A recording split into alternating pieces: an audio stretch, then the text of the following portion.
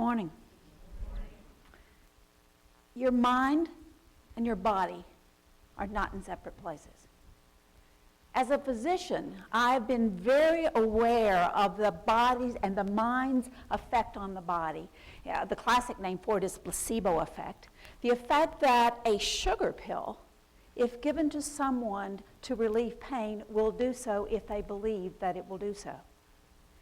I've seen it in my private practice when I've examined patients who come to me for abdominal pain. There's no ultrasound findings, there's no lab findings, and the more you investigate, the more it becomes clear that that abdominal pain is clearly related to a painful earlier emotional experience. There's a name in medicine that talks about the extreme form of this. It's called Munchausen syndrome. There's a new word for you, Munchausen syndrome.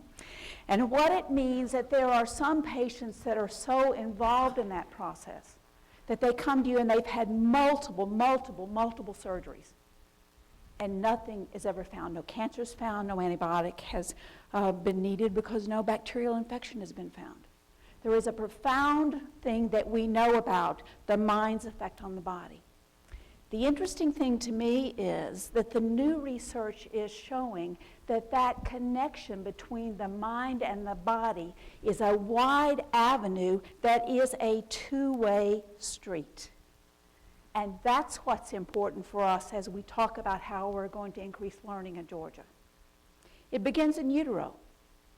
We have been working in public health with a program to decrease premature birth because the number one cause of infant mortality in Georgia is premature birth. And we've been looking especially at how to have no elective deliveries before 39 weeks. And we came up, when public health, came up with a lot of reasons to tell people not to do so. One, if you deliver a baby before 39 weeks electively, there are more admissions to the intensive care unit. There are more use of respirators. There's a greater need of antibiotics. But the most compelling reason is that there is a demonstrable difference in babies delivered early on their standardized testing when they get to elementary school. This is the first example. This was done at Emory, and you can see that the earlier a child is born, there's a greater chance that he will have failure on a reading test in first grade. In public health, we have also done an example looking at it where we looked at the difference between just 37 weeks and 39 weeks, and there was a demonstrable difference. So we know that it begins in utero, and there's some interesting stories also that look at Dr.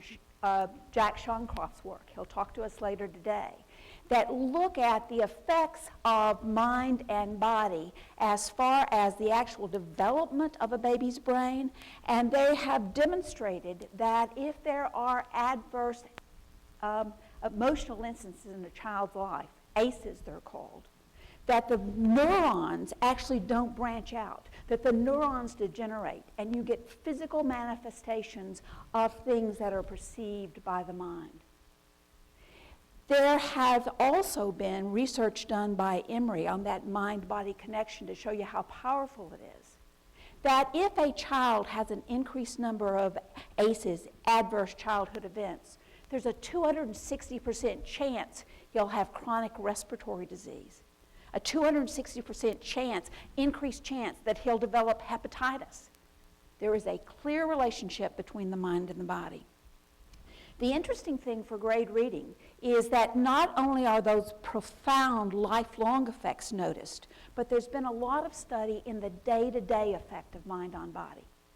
Those of you who have not done so may want to read Spark, and that's the research that was done that looked at the relationship between physical activity and the actual ability to learn. If you think about it, it kind of makes sense. I mean, if you're physically active, that increases the blood flow, increases nutrients to the brain. But it does even more than that. It appears to have a direct relationship, again, on the ability of the neurons to actually fire, to actually be working. There have been practical studies that have looked at this, and this is one that I want to talk about. It was from the University of Kansas. And what they did is they had 26 schools. They divided them into equal camps. And in one group of schools, they had 10-minute episodes of activity during the school day. Actually, activity during the part where the child was learning. And this is the result after 3 years. The ones in red are those schools that had the activity. The ones in blue are those schools that did not. And by just doing 10-minute bursts of activity, there was a dramatic increase in the ability to read, a dramatic increase in the ability to do math, and an increase in spelling. So there are day-to-day effects. And this is the standardized test scores based on gestational age that again shows you the difference between the early learners and the late learners. This is an example of a brain scan of children taking tests. The child on the left, the blue brain, is a child that was sitting for 20 minutes before the test. And the child on the right, with all the neurons going off, is a child that had 20 minutes of exercise before the test. So, what does all this mean for us as we look to decide what we're going to do about making sure we have grade level reading at 3rd grade? What it means is, one, we have to do those early screenings of children to make sure vision is intact, to make sure hearing is intact, so that our children don't get behind. We have to make sure that the avenue for input is open. 2, this gives real credence to the SHAPE initiative, which is the governor's initiative for increasing physical activity.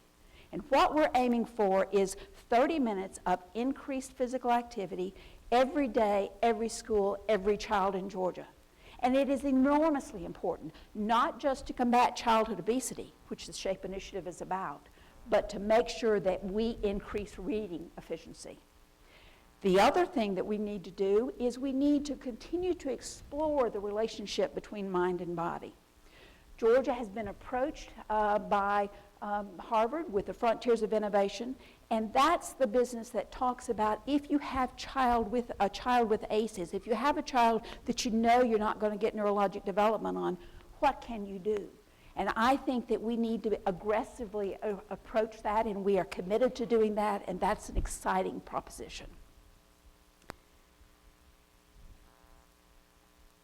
The body and mind of a child are not in different places.